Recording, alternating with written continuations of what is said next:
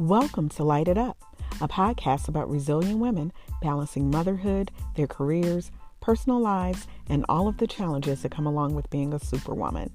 Each week, you'll be motivated to take action to lead, inspire, transform, and empower.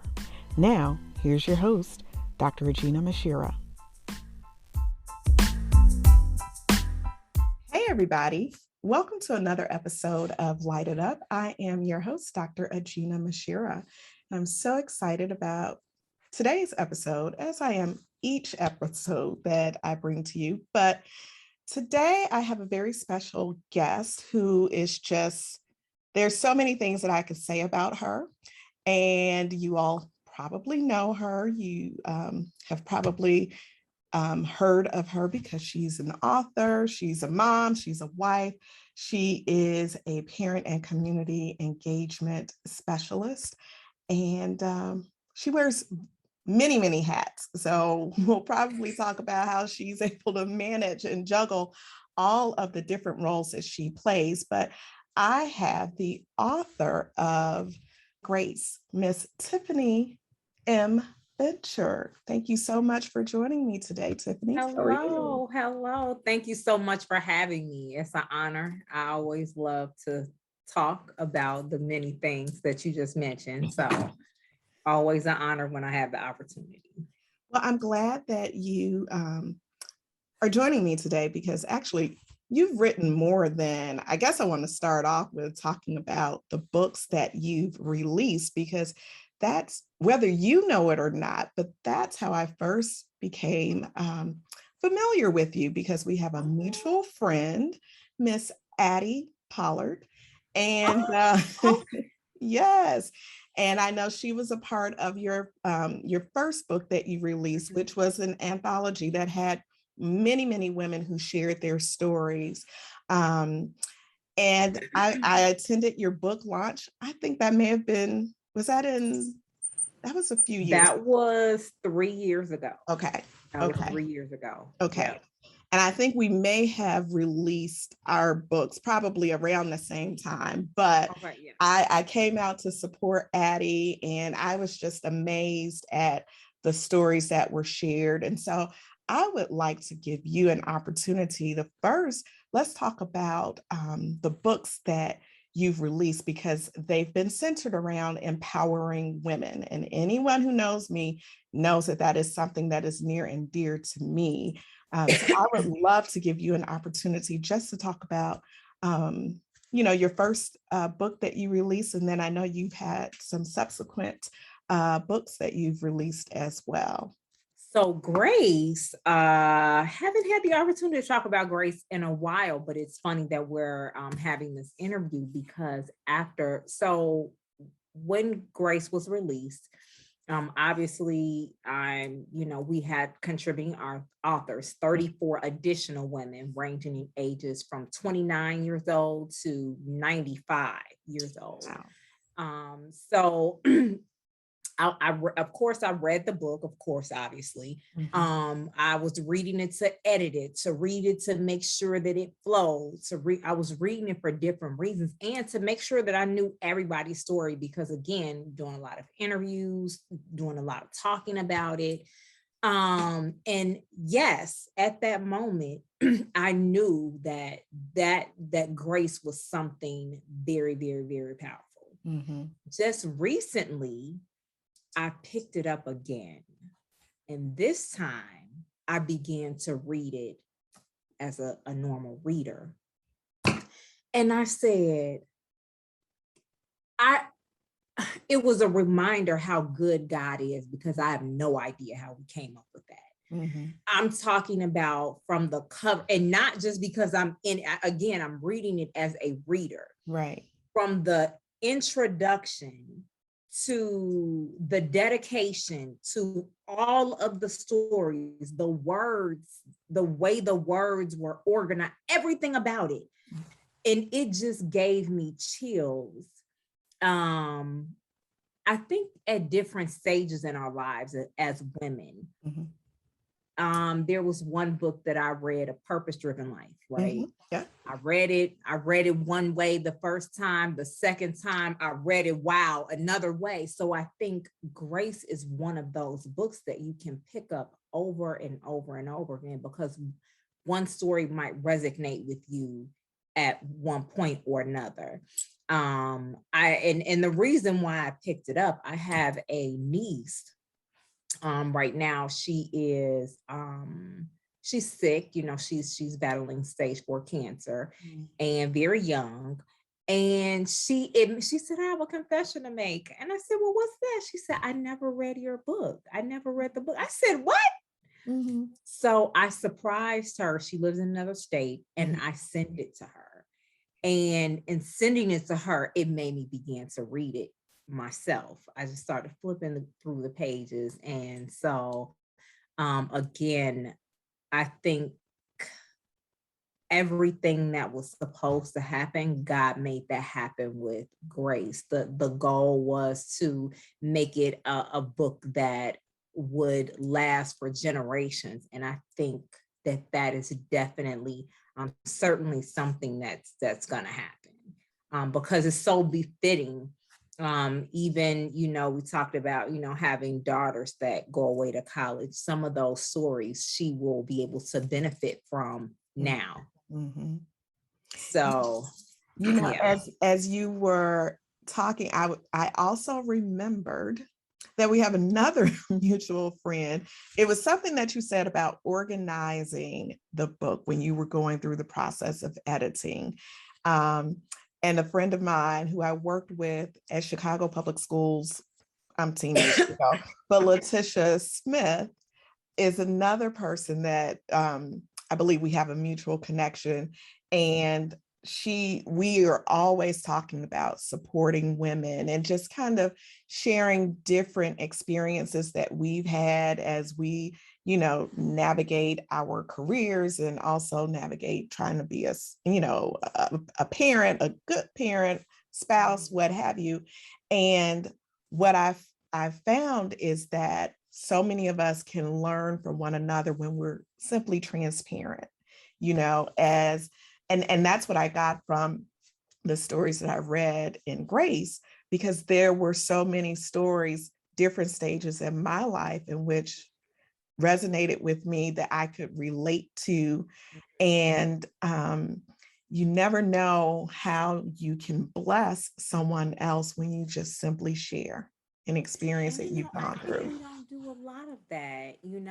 We're in an age of social media where you can create your narrative. And I think, that's what a lot of people do. And it's okay, for social media. But when you have the opportunity to share in that way, whether it's on social media, whether it is in a one-on-one conversation. And that was actually in the beginning, the introduction of Grace. That was one of the things that I said, is that I was in a very strange place. When I began to write the idea, I wanted to honor women who have been a part of my life personally and professionally. So my plan was to honor these women for Women's History Month. And God was like, oh no, I have bigger plans. That's not it. But it was almost like a surreal moment or a time, because I began to write, and then it just all began to come out, what this vision would be that I didn't even know I had, that God was given to me. So, but that was the basis of it. I wanted to glean from other women, because I didn't understand what I was going through at, well, I don't know, 37. I was at a strange place trying to figure out I'm becoming.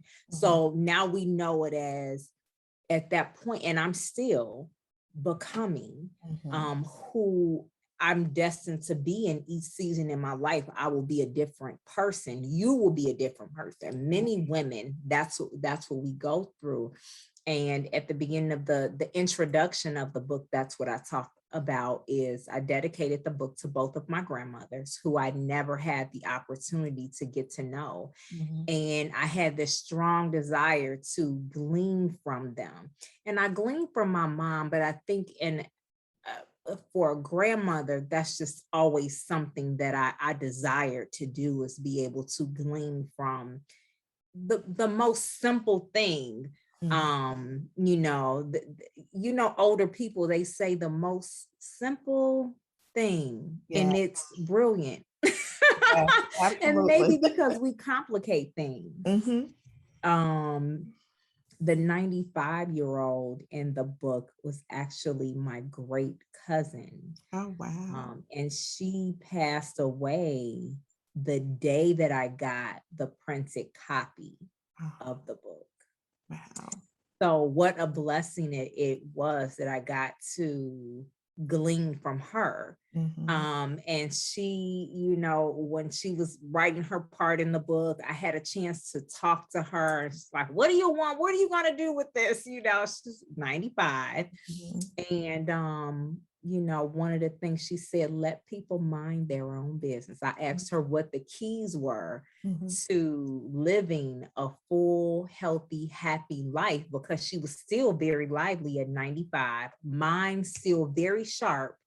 And she said, let people mind their own business. You will live a long time. And if you really think about that, how much stress do we carry from simply minding other people's business? Because we worry, we want to help. Absolutely. Sometimes God doesn't call us to that. Yes. So yeah, the long answer, but that is what I wanted to do. I wanted us to be able to glean from each other. Now, your second book, Use Your Wings, Girl, that now, is that what you consider that book? That's more of a journal, right? Yes. Okay. Why do you think it was important to release a journal after Grace? So amongst all of us, the contributing authors, we all found so much healing. So even in writing our individual chapters, we had to process a lot, because remember, we're writing to a letter to the young girl or woman that we once were.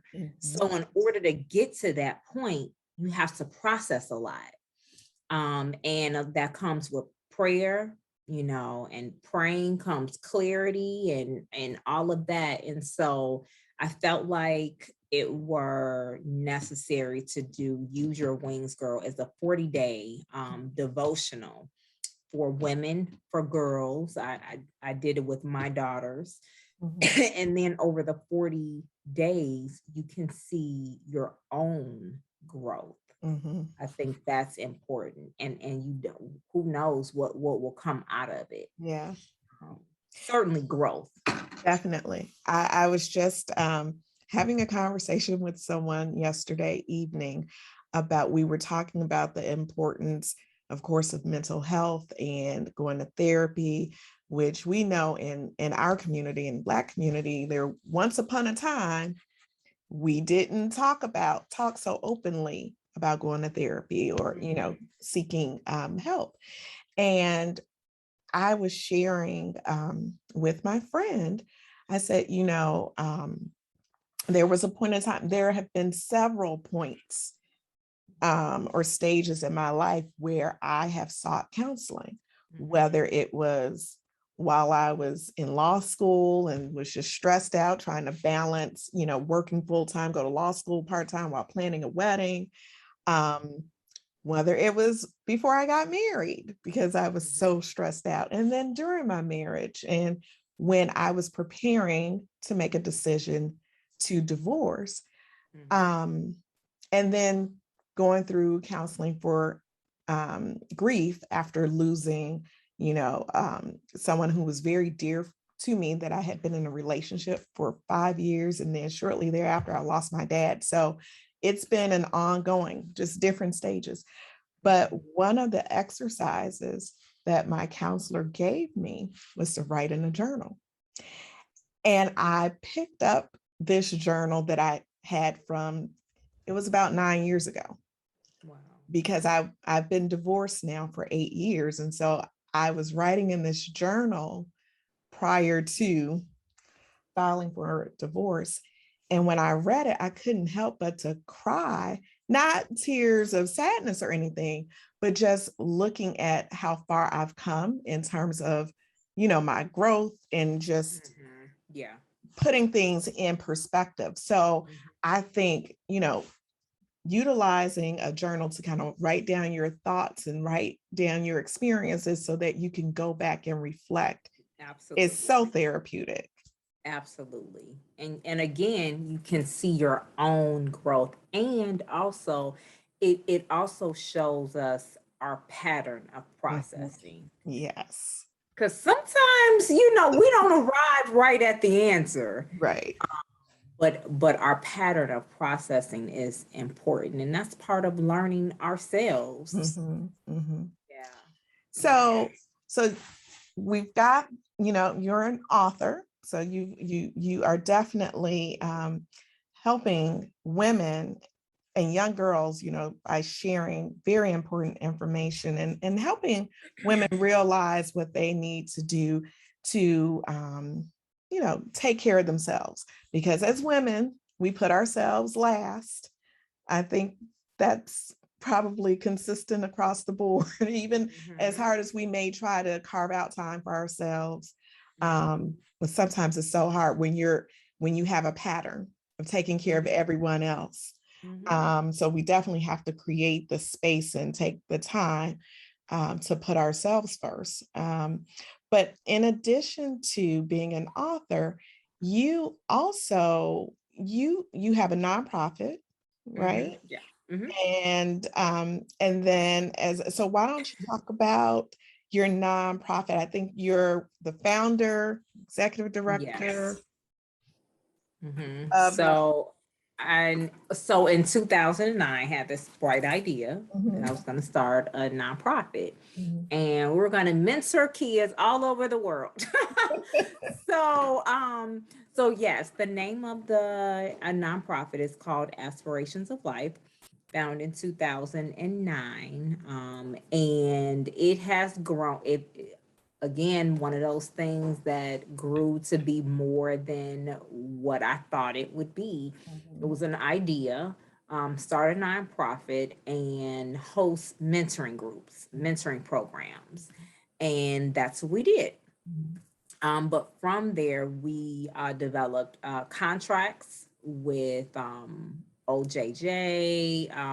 We had programs in schools, summer programs, gender responsive programs, all kinds of holiday. We probably became more known. I don't know. A lot of people know us for our holiday helping hands that we used to do, where we would feed a lot of families, maybe 80 to 100 families, family style, turkey, ham. So we would come together as one big family with multiple families, 80 to 100, and we would have holiday dinner. We had a chef, gifts, toys, Santa Claus, every, coats, hats, everything. And we did that through donations. But we had a program called Fearfully and Wonderfully Made, where it was a mentoring program where we provided girls in high school with dresses. But we didn't just give them the dresses. It was a day of mentoring. We learned about undergarments, proper etiquette, and multiple different things, host self-esteem workshops. And then they worked with a mentor to help them decide on what dress was most appropriate. That was one of the things we didn't want girls, for many of them, it was their first time having a formal dress. So we shopped with them to make sure that everything that they left as young ladies. And so that was a program we loved. And then it turned into Empower 8, because we felt like we needed to reach the girls younger. So we started at 8th grade. So that program. So again, multiple different programs. Now I used to run it full time. That was 80 hours a week. I was going to say, I know it took a lot of time and Yeah. effort. Yes. Now I'm within the school community, which I absolutely love, but I service is always my heart, and I am fortunate enough to do it within the school community as well. However, I still operate through my nonprofit. I partner with other nonprofits to do holiday initiatives, whether we're working with the women's shelter, and things of that nature. I am going to be doing some things coming up with some girls mentoring, which I'm very, very excited about. It'll be at the beginning of 2022, I believe. I'm still in the process of some planning, but definitely looking forward, because in the last few years, we've been more service-based, like giving back to the community through MLK projects. We give out soup, warm winter items, things of that nature. But now I'm excited to get back to some of the mentoring, which was really the foundation of Aspirations of Life. So it sounds like, I mean, as you stated, you are about service. And so professionally, you are also able to continue to function in that capacity with your work as a parent support and community engagement specialist, right? Yes. So except for your audience are adults, parents and essentially the community. Now, well, I guess I could say so much because I've been involved in the school community. I work for CPS. Now I oversee licensure programs at a university, so preparing teachers and developing teachers. But I also wear my parent hat. And that parent hat that I wear is trying to make sure that I am a partner with my children's, teachers, because I don't ever want to place all of the responsibility on our educators, so I believe it's a partnership. But what I realize is that sometimes parents don't know the best way to initiate that partnership. So in your role, how do you help parents navigate that space? What would you say? How do you get them to be open to, to establishing a partnership with their children's teachers? Well, I think it's in the ongoing language of how we communicate with our parents. I think for the most part, many parents often have the idea that educators or anyone who works in the school community is a hierarchical type of thing. And the way that I communicate with them is like, hey, I'm a mom because I am a mom. I feel like in an educator's role and my role, learning is relational, right? And when you have relationships with people, they may listen to you, they value what you're saying, rather than making them feel like they're a bad parent. I recently gave this, I was speaking with the teachers in my school. And one of the examples that I gave was, I always like to give real life examples so that they can really see, right? So I'm a parent. I raised 2 children, 18 and 15, and I rarely got calls home. So, not that my kids are perfect. However, I didn't get calls home. I may have gotten one, and I worked in a school. It wasn't a call. It was a, can I see you for a moment? Okay. and I addressed the issue, and that was kind of it. But I'm so now I have my husband and I, we are adopting one of my nieces. She's a great niece. And Okay. so, I'm a mom filling in the gap, Mhm, mhm, and she requires a little bit more. mhm. And so my first interaction with the teacher was a complaint. Okay. So I'm like, okay, well, I'll take care of it. Next interaction, a complaint. And then it was like one after another. And it made me feel like the most horrible parent. I felt like I was being disciplined for actions. And I try to explain that this is the situation, we're trying, these are things that we are doing at home, how can we work together at school, things like that. No, it felt like a lashing to me. And so I got to the point where I felt like I was being harassed. I couldn't take it anymore. I just stopped responding. This is your classroom. You have to deal with it. I'm not there. Mhm. So and I had come to the classroom to do some observation. I've always been a very hands-on mom. My kids know I don't play when it comes to school, education. We know how we're supposed to act. We know the expectation. And as the kids say, they understood the assignment. Okay.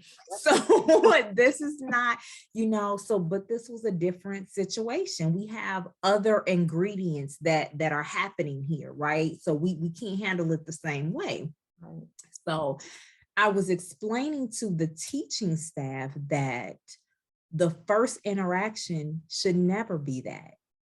We should be calling our parents at the beginning of the school year saying, hi, I'm Miss Fincher. I have your child in my classroom. How may I be the best teacher? Or, how would you like me to contact you? Letting them know that you want to hear from them. This is the best way to contact me. How would you prefer for me to call? Those kinds of things should happen at the beginning. So we start the relationship off light. That's part of best practices, is building relationships. We do that first before we go in and say, these are the rules, these are the expectations. And then the minute they're not doing them, then you're calling. That's not how that goes. You develop the relationship first as part of best practices. And that's even more important now than it ever has before, because we haven't seen some of these kids in 18 months plus. So it is developing a partnership, a relationship, setting the tone, and it is up to the teacher to do that. But see, now that I've seen it through a different set of lenses, and I know how I felt as a parent, that's what I do. Last year, they started remote. That teacher and we had a partnership. These are some of the things that happened last year. We want to make sure everyone has a great school year. These are some of the things that work. These are some of the things that did not work. Having a conversation at the very beginning. Great school year. This school year, I initiated it and did the same thing. Everything's going great. It's communication. Yeah. So it's now that is something actually that I have done. I can't begin to tell you. I think I started, so I've always initiated the conversation with teachers at the beginning of the school year. And I share with some of my friends, it is a standard email. I have 3 children. I have a set of twins, and then I have my youngest. So you're going to get a standard email. Listen, whatever works. Whatever works. And I've always initiated an email introducing myself and my children and saying, hey, should you have any questions or concerns, here's my email, here's my cell phone number. This is the best way to reach out to me. And what I found is that the teachers were all appreciative of the fact that I initiated that contact. So when something kind of goes awry, which I remember one day I got a phone call from the school, popped up. And same thing in my household, like they know when you walk out that door, you're wearing the last name Muhammad, you represent me, don't embarrass me, and we won't have any issues. But I received a phone call from the dean of the high school because my daughter, one of my twin daughter, shared the same, she and another student in the classroom had the same first name. Okay. And they didn't pay attention to the last name. And the other student had been tardy like multiple times, but my daughter got called down to the dean's office about it. And so she said, no, this is not me. And she said, this is not my ID number. I'm sorry, but you've got the wrong person. There is another person by this name in the classroom. I think you should probably call her down.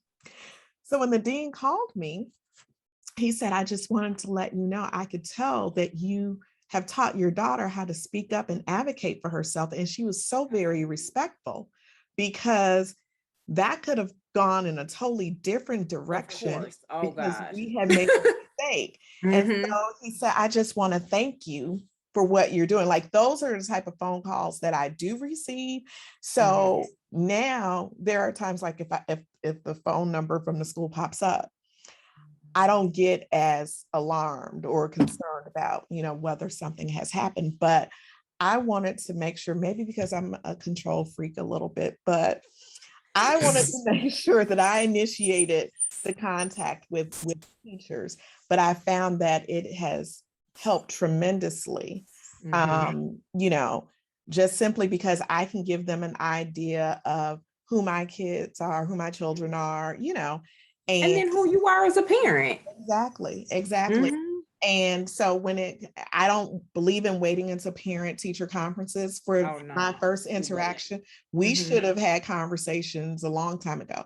So, if there's, an issue, if there's a question that I have about a missing assignment or whatever the case is, we're addressing it up front so it can be resolved. You let me know, did my child just not do this assignment, or have you just not gotten around to grading it, and in the system it's showing up as, because I had that email. And as a mom, that takes a lot to stay on top of it, but I feel like it's worth it. And it keeps everybody on their toes. I do grade checks. I just check in, check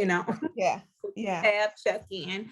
But that, what I think, to teachers, the way that they have to operate in the classroom is a lot different than, probably the training that they receive. They're like, my job is to teach. Right. But teaching is relational. It is.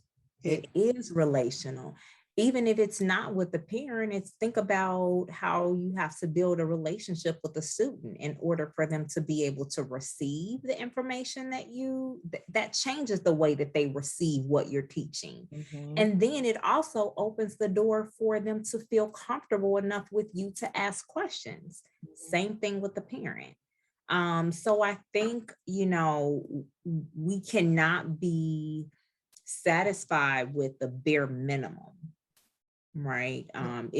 That's no longer, I believe it's no longer acceptable. We can't be okay with that. We have to do it all in order for it all to function the way that it is supposed to be. And ultimately, that's to benefit students.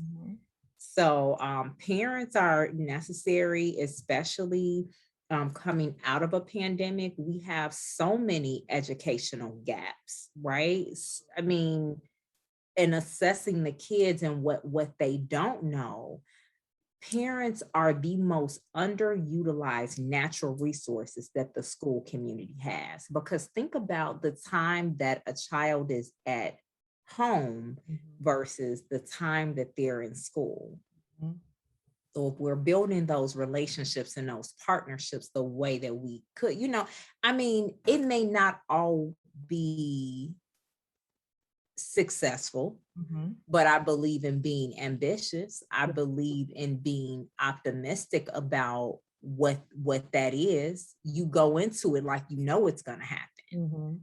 I know that parents are going to engage, and so that's my philosophy. And you know, I have to be transparent and saying like it is hard, Mhm. it is rough, but I go in with the expectation that we're gonna we're gonna function the way we need to, because it's necessary to, especially now, like I said, to close those educational gaps, because we can't do it without parents. Right. So you know. Do you ever, in your role, do you ever host any type of, I don't want to call it a professional development activity for parents, but some type of collaborative meeting between both parents and teachers to kind of talk about how the best manner in which to communicate with each other and to establish a partnership? So that is actually part of our parent survey this year. I listed a lot of additional workshop options. So we're trying to see which one we're going to do. I call it coffee and conversation, because again, you don't want to. I'm not a big fan of like using like parent university, come in so we can teach you how to parent. That's what it communicates to me. Right. I think wording is everything. So come bring a cup of coffee, let's have a conversation. Mhm. It's all of us, because that's what partners do, right? Exactly. When you have a meeting, that's what you do. It's more than one. It's not me talking at you, it's me learning from you, you learning from me, right? So that is actually one of the options, and surprisingly we've gotten a lot of feedback on parents being interested in that. And it is, I can't remember, it's something like creating healthy communication and parent teacher partnerships. I can't remember the exact name of it, but we did have a lot of parents that were interested, because you know it could go all wrong or all right. So I'm very excited about that. And I look forward to how that is going to come out, and that'll be one of the first workshops that we have. Excellent. And you're at an elementary school? I am, yes, I am at an elementary district. The program that I primarily work with is our preschool expansion program. We call it PFAE, where it's free all day preschool. But I also provide support as far as like parent engagement and a few other things. I'm known as I don't call it like a resource queen, but that's part of my role is community engagement. So when I am in the community or I'm networking wherever I am, I'm always thinking about, this will be a great resource. So I bring a lot of resources and information to the district as a whole, not just to the building where I work. So yeah. So I do work with the district, but I also, my main role is working with that PFAE program or it's a preschool expansion program. Okay. That is funded because, I don't think we have to go to school. Kids have to go to school until first grade. Right. Yes. Until first grade. So Which is kind of crazy. it is. So we, are the foundation, and I think that is at a total advantage. And again, I believe in being optimistic and just looking at that as a total advantage when we're showing what parent engagement should look like, what partnerships should look like. So actually over the summer, I did a lot of research, and I had the great pleasure of presenting that a proposal to my district about what parent engagement looks like after the pandemic from our program through third at least. Mhm. And then the goal would be to grow from there. And because obviously at third grade, after fourth grade, the way that parent engagement looks changes. Right. But I think pre-K through third, our program tracks the academic portion. So my question is, okay, so why are we not taking that parent engagement piece with students and parents through third grade? And obviously it happens, but I would like us to, to do more, with that. I think a lot of school communities could do more. And so that's what I enjoy doing. I kind of, push the envelope. That's my lane. And I think it's specifically very important now. And I can't say that enough after the pandemic. Yes. And just offering those supports to parents too, because we don't know what that experience was for students or families or parents, we don't know what they experienced and what kind of supports are needed. So, yeah. When we, we're still in our household experiencing I guess the remnants of being remote for 18 months or however long it was. And I remember the very last day that I was in the office, which was on Friday, March 13th, 2020. And when, made the announcement, or the school districts made the announcement that students would not go back to school. And we thought it was only going to be a week or 2 weeks or what have you. Right. Yeah. Who knew that it was going to be a year and a half? And I remember we went to Best Buy.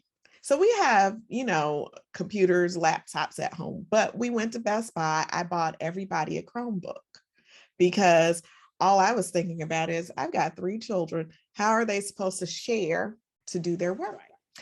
And I remember saying to my children, because I thought in that moment that they were having one of those moments where they had a sense of entitlement because they were trying to pick a more expensive device.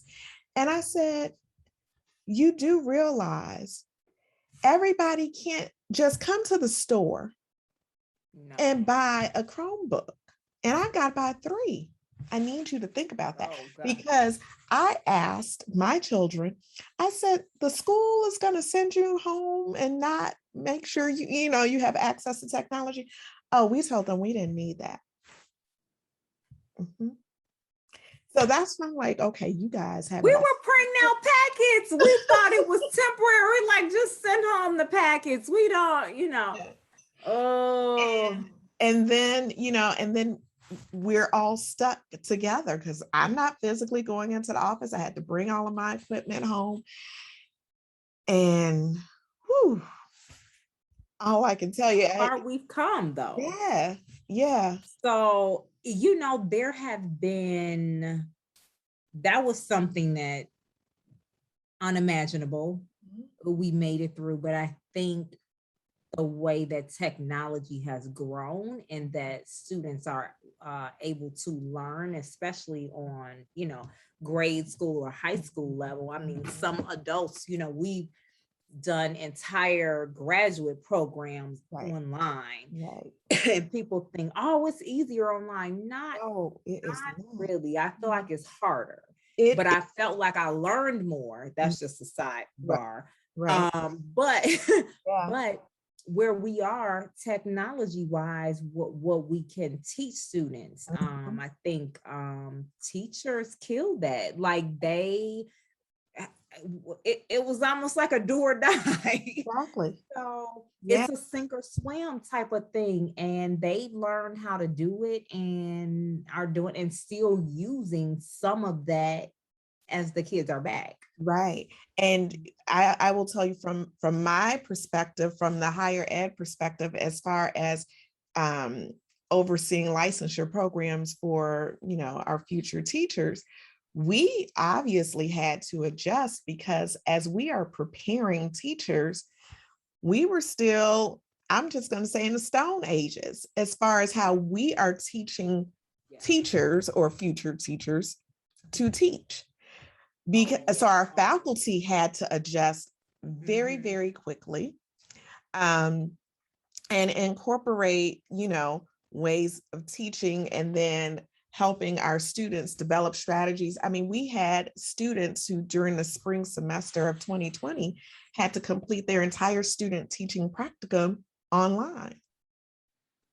They hadn't been Imagine that. Yeah. So because you got to keep going. I mean, are you gonna stop? I'm like, oh no, I'm finishing this program like this semester. So it also forces us, as far as higher education, is to think about how we develop our programs for, it looks different now. It absolutely does. So there are so many things that are so different, and we have to adjust and learn how to incorporate the technology in the classroom. Because I mean, I remember previously it was, oh, we can't do that. No, we can't do that.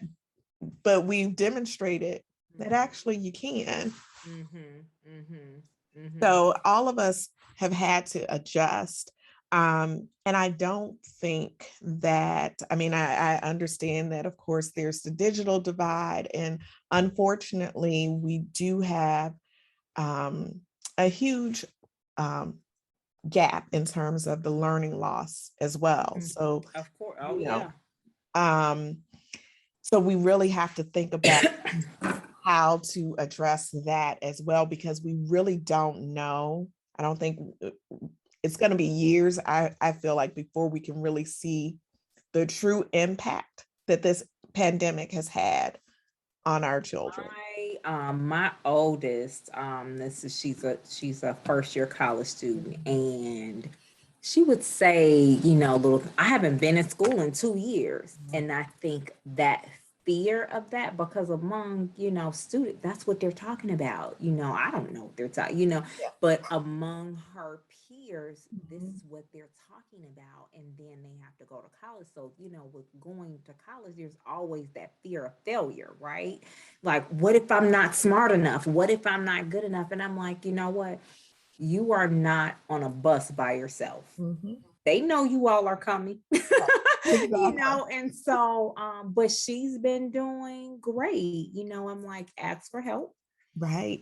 Make yourself known. So we were talking about introducing ourselves to the teacher and creating a partnership. Same thing with students who are able, like you were saying, your daughter, same students are able to advocate for themselves.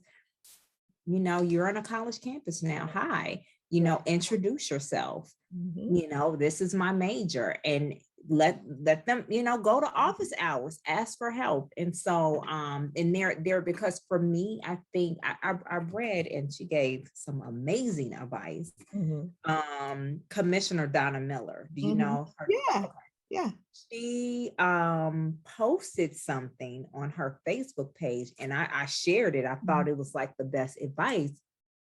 Basically, the tools for success for college students. So now that we've had the trunk parties, we've set up the dorm rooms, we've, the rah-rah. So now that they are in college, they have all the tools that they need. And she listed every single one of them. And I reposted it, and I said, our kids think that we're lame, but I've used most of these tools. And that is when I became a successful college student, is when I began to use those tools. So very simple. They will reign true if you use them.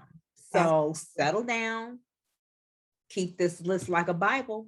I actually, a few weeks ago, I had a professor from the University of Illinois, and she shared, as she called it, the confessions of a college professor, but giving students tips on how they can be successful. And I, the same things that I have said to my children, because I teach on the college level, It's the same thing that she repeated, but oftentimes our children, they won't listen to us, somebody else. And I've done. We've never done it before. No, we don't know what we're talking about. And as I am currently in that space of having seniors in high school, and they've applied to school, and they think that I'm nuts because I had these deadlines of when their applications needed to be done. But as I told them, I have my degrees, several. You're trying to get yours. Let me help you, and we talk about, it's one thing you can get accepted, you can get scholarships, but you got to make sure that you stay there, that you're going to be in that seat the next semester, and that you graduate. So, you have to make sure that you share all of this information with them so that they understand what the goal is, what the end game is. So it's a hard, I'm a mom, and this is my first one. She didn't go that far. Her choice. But I'm glad that she made the choice that she did, not to go too far away. In fact, she just left here earlier. I came home Thursday and she was in my house. I'm like, what are you doing here? How did you get here? So one of her friends, came home, and so they left together to go back. But yeah, it's been very difficult for me to let go. And just, I think I'm letting my guards down as a mom, finally, just a little bit, because I see that she is wrapping her brain around certain things. And I know with her, I'm very what's the word I'm looking for? I'm very type A. But I'm extremely ambitious, and I haven't always been that way, but I've grown to be that way. When I set my mind to something, I'm coming up with a plan and I'm gonna do it. Right. So I try not to put that same energy on her because it applies so much pressure, right? So I told her, I said, I'm proud of you. I can see that you are wrapping your brain around certain things and making your own decisions that feel right for you. And I'm proud of you for that. And I think sometimes they just need to hear that we're proud of them, and that, like, it's a cue, like, I am getting it right. Right. She is getting it right. She went in with one degree and then she changed it, and then she came up with something. I was like, oh no, your tuition bill is a sacrifice for us. Right. So whatever you decide, I have to approve it. And it wasn't panning out. So so she came up with, she went back to one of the other majors that she had decided on, which I'm very, very happy about. But she decided that on her own, not because I pressured her to do it, which in my mind I was like, oh yeah. Because it can't be my idea. Right. But yeah, so it's just tough being a mom and all that. But well, I may have to call upon you soon, because I don't know, I'm just stressed. And I'm like, I'm just at the beginning stages. Why am I stressing out? It's stressful. It is very stressful. I mean, but it gets better. It gets better. When, people, they say, you've instilled in her, you all raised her, and she will be okay. When we dropped her off at school, I was like, oh my God, this is such a huge campus. She went to a smaller school. Okay.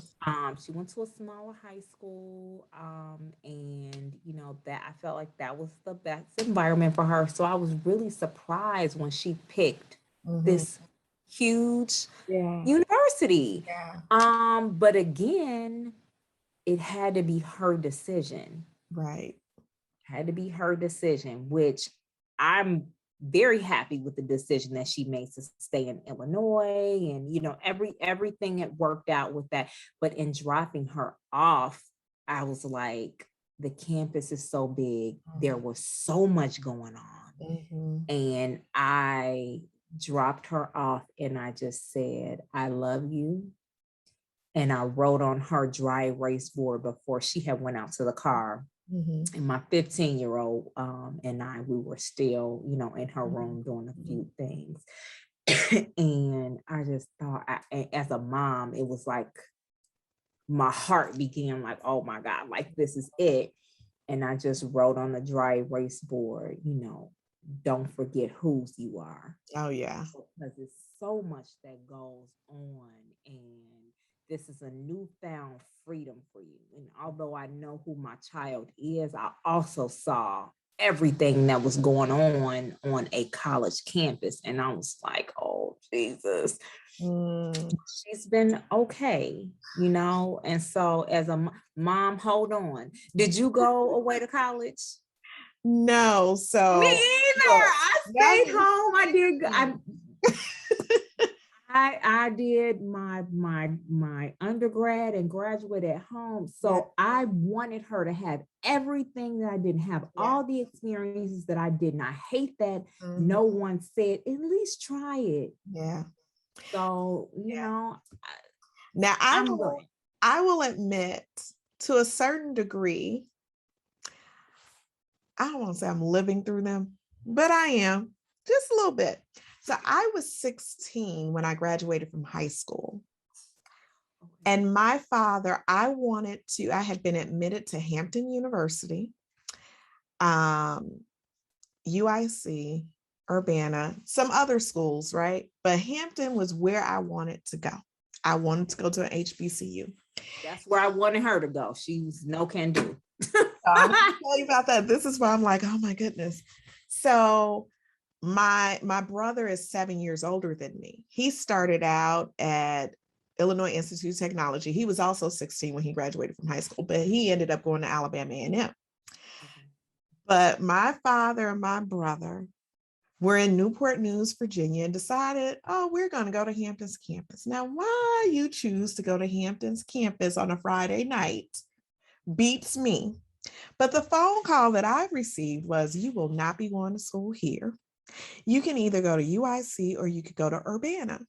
And I didn't want to go to Urbana because all of my friends from high school were going. And I was just like, I want a different, So I said, you know what, I'll go to UIC, but I must live on campus. So that was the deal that we made. And I lived on campus, but I also had to come home every Friday evening, 5 p.m. like clockwork. My mother was at 750 South Halsted picking me up. So my father was going to make sure. Apparently, I don't blame him. I used to work with a guy, and he did not allow he had twins, and he didn't allow. And I'm like, why is he like not letting them go? They don't need that. They don't need. And I'm like, this is like, but yeah. So I'm at this place. My twins, well, actually, all three of my children, they only want to attend HBCUs, and I'm in full support. But there's a criteria. I did tell them you must apply to schools here. So you've got to apply to your state schools, your PWIs. But I told them that they have to go to school together.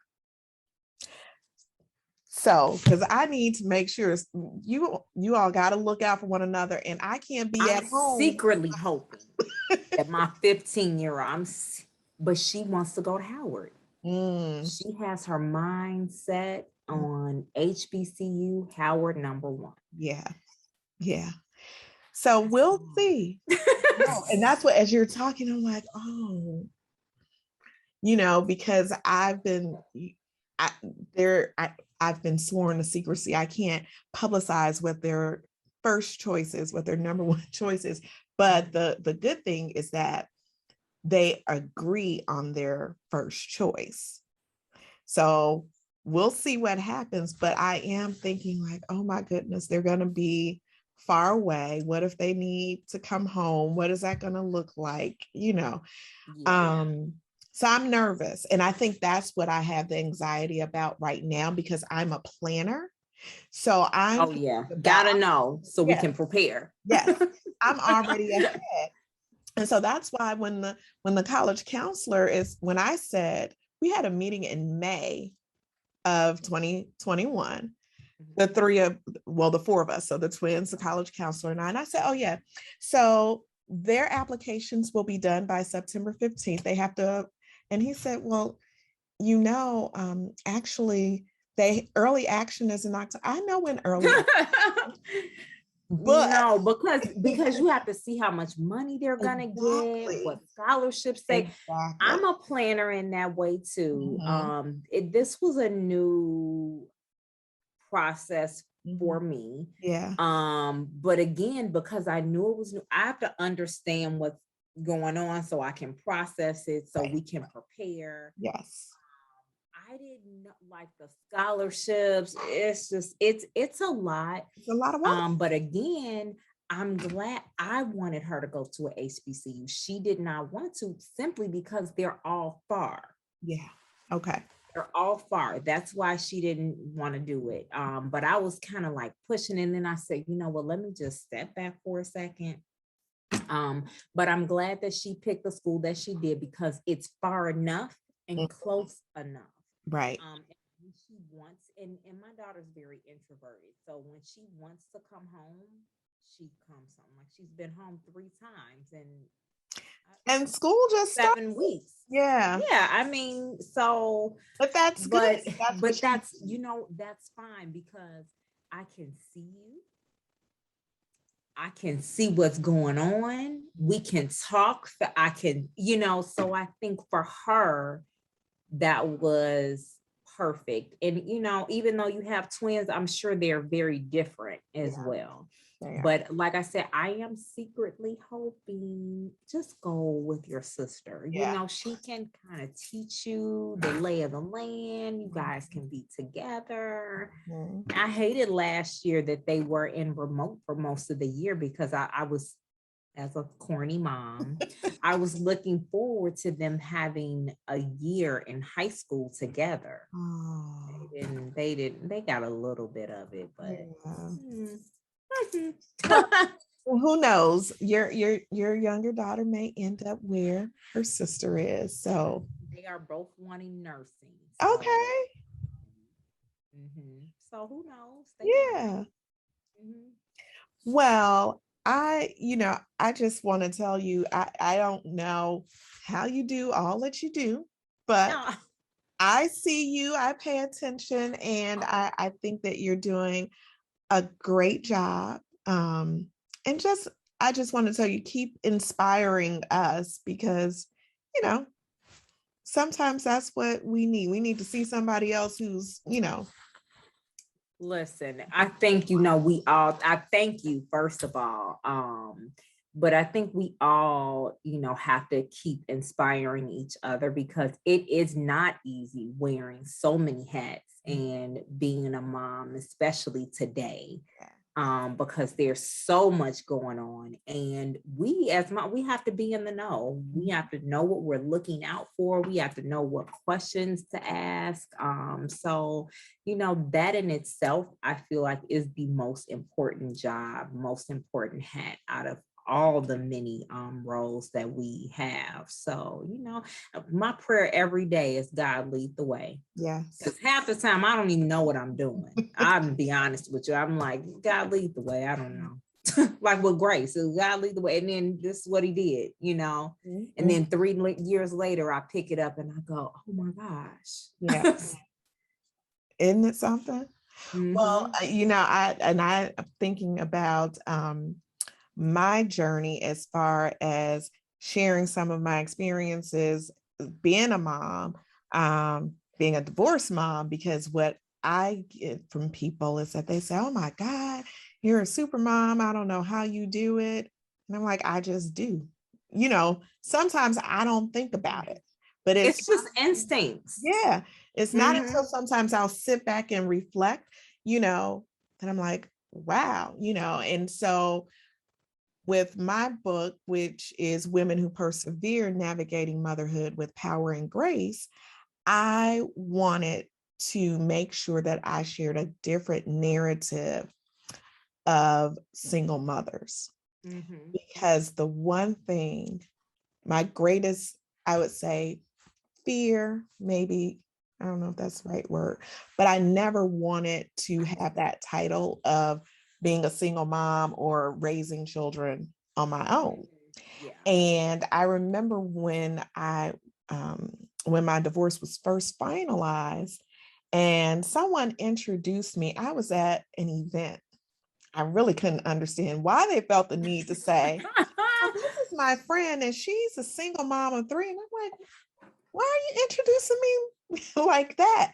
But what I didn't realize for her, she was just, she was amazed that I didn't skip a beat. So the same things that I was doing as when I was married, as far as working and taking care of the children or being involved, I was still doing it. But what she didn't know was how I felt on the inside, or, that it's exhausting.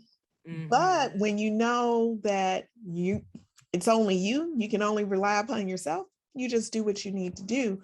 And then the other narrative of single moms, I guess, contributing or being responsible for some of the social ills that occur within our community.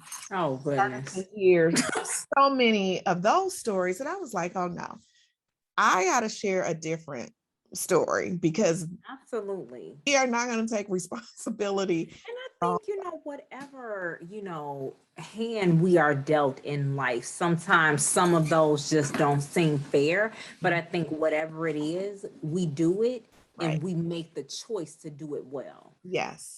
Whatever we need to do, we do it and do it well. And I think any mom, single or married, that is our superpower. Exactly. Whatever we need to do, whether it's in motherhood, whether it's in the workplace, or whatever it is, we do it well and we do it with grace. I think that is the narrative, and that is the choice that we have to consciously make. Really. Absolutely. So that, I always say, I don't subscribe to that. That's where I'm like, oh, yeah. No, I don't subscribe. I mean, maybe for a moment, and then you pull and say, you know what, this is the assignment. And exactly. So I'm going to do it, and I'm going to do it well. And I'm going to look back and say, I did that. Yes. The best that I could. Absolutely. So, and it's the same thing. Yeah. And I was going to say, it's also the same thing with just to connect it to our parents and collaborating with teachers. We as parents do the best that we can. Yep.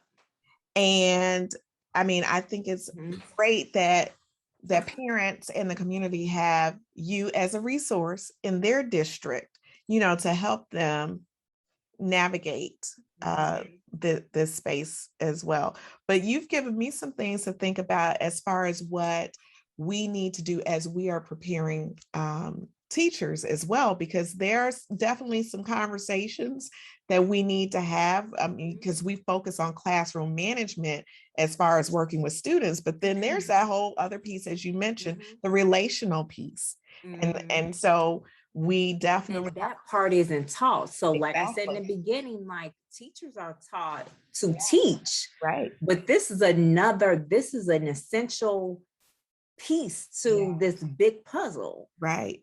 So, and I think we often miss that. And if I can be very transparent, I think, that's the piece that is often missing or seen as not very important, but it is. And that's why I say that, parents are the most underutilized natural resource that we have. And I think we have to really know that, hold on to it and own that and say, okay, so when we are planning how can we engage parents? One of the things that I did this school year was I did a home extension activity, but I had parents do a hopes and dreams letter. What are your hopes and dreams for your student this year? Because we want to hear from you. Yeah. So as we're teaching your children, and as I'm making suggestions of how we can better support parents, I'm looking at what they want for their children. That's a way that we can hear from them and their voice be visible in our school community. As we're walking the halls, we can see what parents are saying, what they want. Mm-hmm. I love that. Well, keep doing what you are doing. We need you in every district, quite frankly. Look, if only I could be. Right. If you could clone yourself. I know. But I want to thank you for, like I said, taking time just to chat with me and to share what you're doing with the listening and viewing audience. Can you tell folks where can they contact you, especially if they want to purchase Grace or the journal? So how can they? So listen, let me get my website out. What's the website? No, I'm just joking. So Tiffany, I am on Facebook, Connect with Tiffany Marie. Okay. And I can also be reached TiffanyMFincher.com. So that's Tiffany, first name, Tiffany, middle initial M, last name Fincher, F as in Frank, INCHER.com. You're such I'm also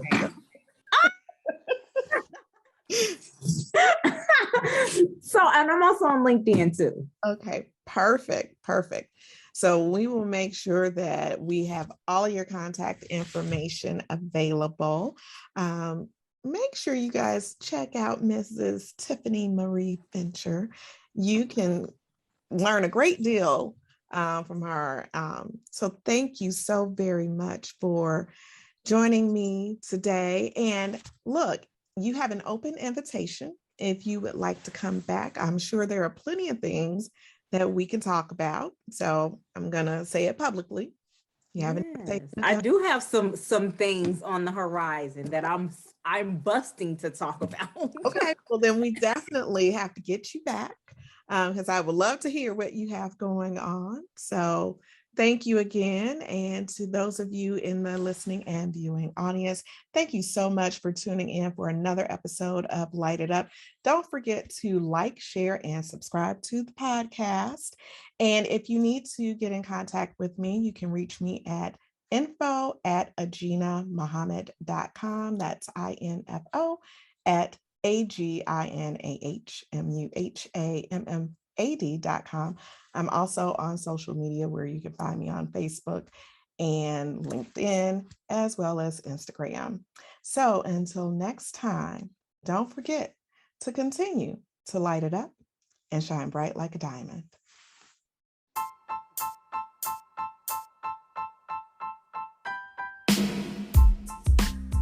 Thanks for joining me this week on Light It Up. Make sure you visit my website at www.liteintuppodcast.com or www.aginahmuhammad.com. You can also find me on social media using the handle @LITEITUpPodcast.